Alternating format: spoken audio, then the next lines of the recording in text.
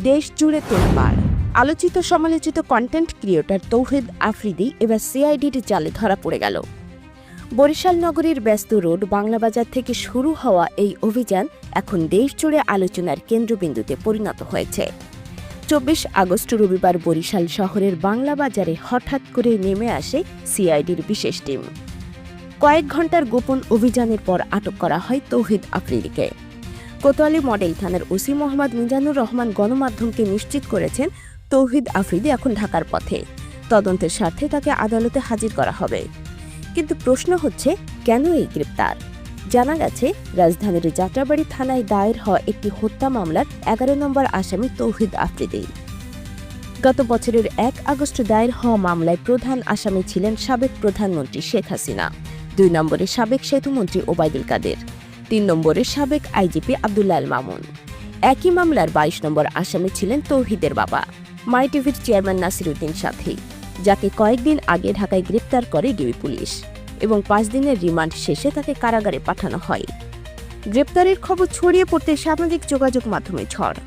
নতুন করে ভাইরাল হয়েছে তৌহিদের একটি পুরনো পোস্ট। ২০২৪ সালের ১৭ জুলাই কোটা সংস্কার আন্দোলনের শহীদ আবু সাইদকে নিয়ে তার সেই আবেগঘন পোস্ট।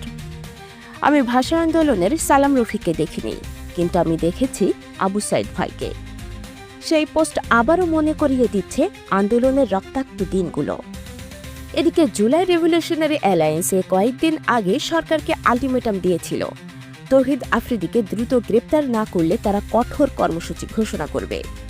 তাদের দাবি, আফ্রিদি শুধু বর্তমান সরকারের সময়ে নয়, অতীতেও ক্ষমতাসীনদের ক্যাম্পেইনে অর্থ সরবরাহ করতেন। এ নিয়ে রাজনৈতিক অঙ্গনে চলছে তুমুল বিতর্ক।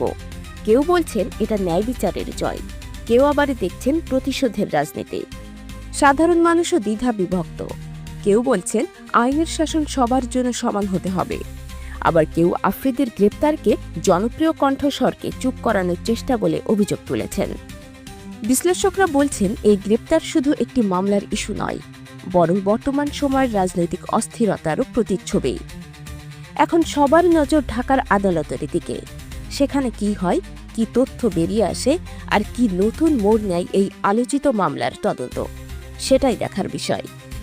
তৌহিদ আফ্রিদির গ্রেপ্তার কি নতুন কোনো অধ্যায় খুলবে, নাকি ঝড় থেমে যাবে কয়েকদিনের মধ্যেই? উত্তর খুঁজছে পুরো দেশ। Ayesha Akhtar, desk news, zero TV.